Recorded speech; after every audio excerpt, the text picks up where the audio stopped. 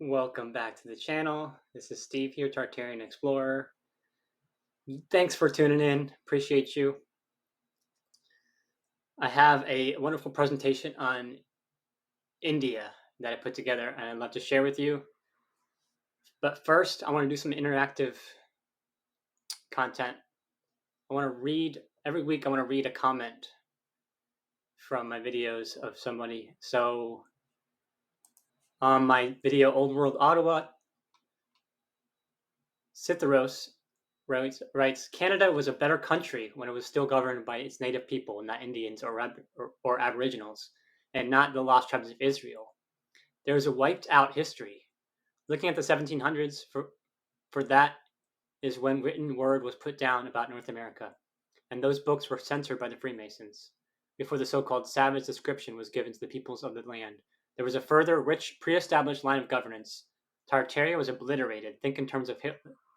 If Hitler won, due to a mass genocide. Let's open up the Vatican's 50 kilometers library underground. Let's get to the truth.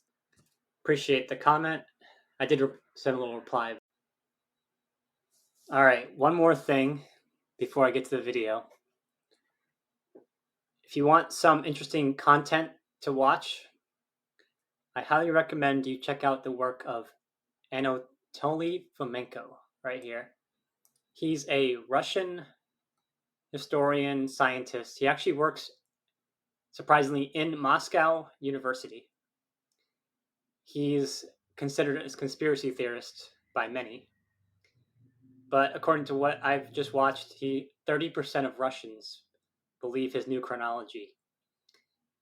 He basically states that history goes back only to 1000 AD. So 1200 years. And then everything before that was duplicated history or false history for specific reasons, mostly because he believes, similar to Tartaria, he calls it the Russian Horde, which was a vast empire stemming from Russia that actually was completely taken over half the world, including North America, as late as up into the 17th century. So I'm still watching this. There's a 24-part series on YouTube. I'll put a link in the description. Check it out if you're interested in his work. You can pick it apart if you think it's bogus. You can try to debunk it or whatever. That's always fun. Real quick, let's do this map. Just got posted. So here it is. This is a map from, I believe, 1684, if I got that right, somewhere around there. Grande Tartarie. And then I was looking at a bunch of old maps. They say like Tartarian Sea, Frozen Sea, Tartarian Sea up there. I've looked at a bunch of maps, and that'll be another video subject.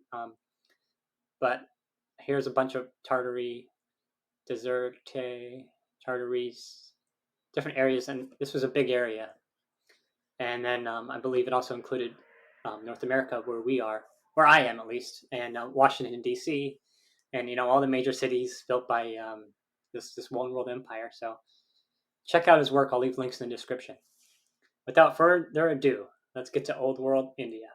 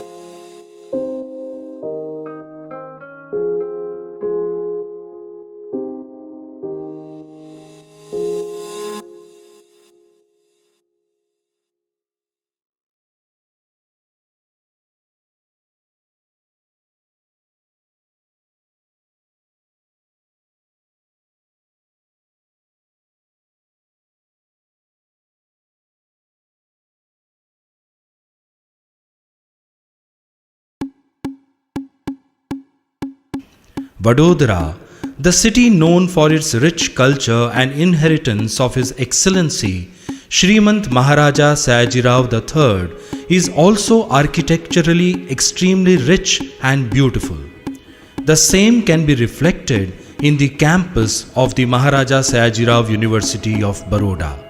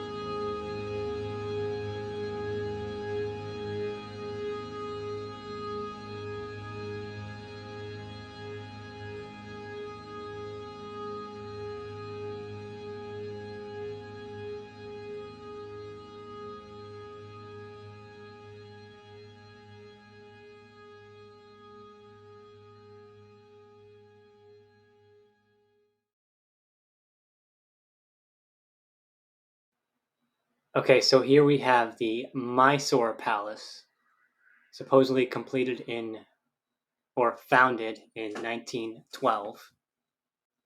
It's just incredible architecture. So the British referred to India as the jewel of the crown because it was the most populous and prosperous British colony. The Industrial Revolution in Great Britain sparked a new desire for colonies to supply raw materials for British factories. So that British Empire came over and just destroyed India. And what's interesting is they took credit for some of the amazing buildings that were already there. What do you know? Here we have Umaid Bhawan Palace. This is located in Jodhpur, Rajasthan, India. One of the world's largest private residences. Has 347 rooms and is the principal residence of the former Jodhpur royal family. And now we're giving took supposedly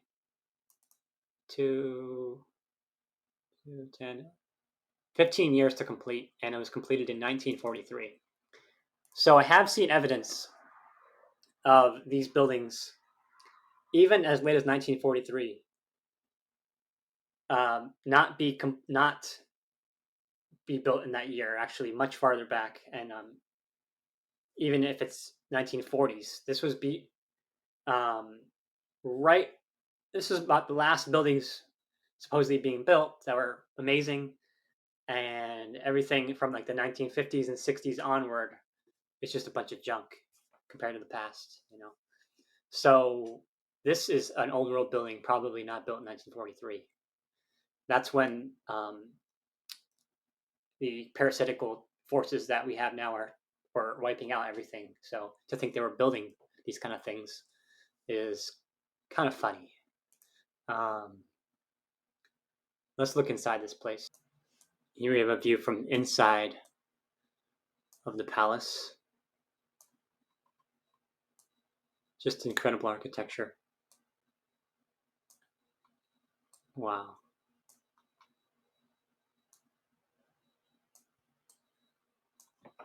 So what else we got here? Beautiful gardens. It's a hotel right now. Beautiful columns. Wow.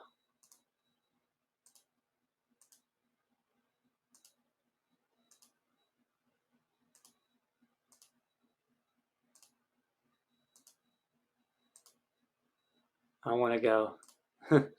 Google kept asking me, how was your stay?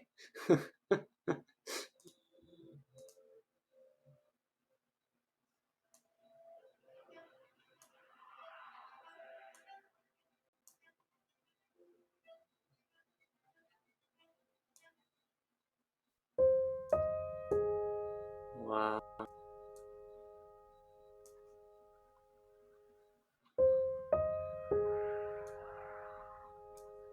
Just incredible.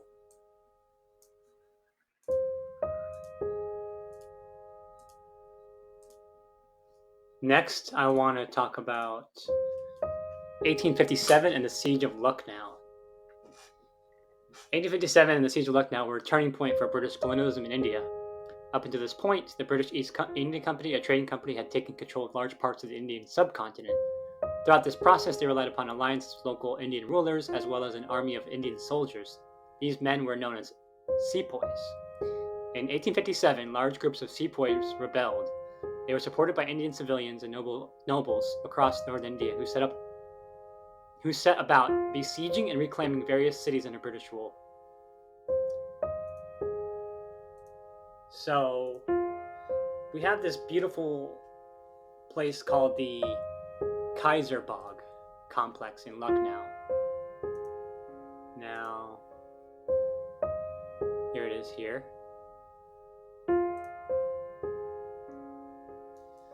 I'm going to read a short section of this webpage. A journey through Kaisarbagh. Okay, the concept of paradise promised in the Holy Quran consists of several terraces of garden, each more beautiful than the last. The recreation of paradise as a garden is a tradition passed on to the Nawabs by the Mughals. In Lucknow, not only were the courtyards within the earlier palaces designed like gardens with fruit trees, flowing water fountains, and fragrant flowers, there were many more walled gardens in the suburbs of the city, especially developed for animal fights as orchards or with small villas for hunting. Wajid Ali Shah visualized a palace complex which had amalgamated all the intricacies of a paradise garden. Paintings and photographs taken before 1857 show Kaisarbagh to have a manicured garden in the heart of the palace. Okay, so there was this beautiful place, and the British demolished all these buildings in 1858.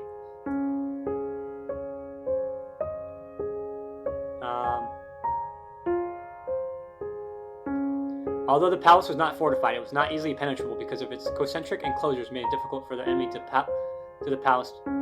Enemy to the palace was fortified by the dense city with narrow and labyrinth streets. Okay, so after the siege, it became clear to the British military that large palace complexes such as Kaisarbagh mosques and big kotis must be seized and demolished since they provided convenient shelter to the enemy Indian forces. A letter from the Secretary of the Chief Commission to the Commissioner of Oud clearly stated that it is not by an indiscriminate massacre of the wretched sepoys that we should avenge our kindred. Instead, it read, they should totally destroy the city of Lucknow so that the mutineers were taught a lesson. The letter further stated that only those buildings should be preserved as may be requisite for our own military or other purposes. No mosque, no temple should be spared.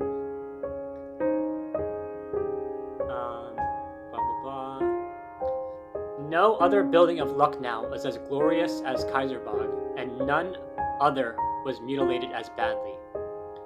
Today, it requires great effort and imagination to recreate the vision of the palace complex, as only a few structures of the Kaisarbagh Palace remain. Wow. Thanks for watching. Don't forget to like and subscribe if you enjoyed the video.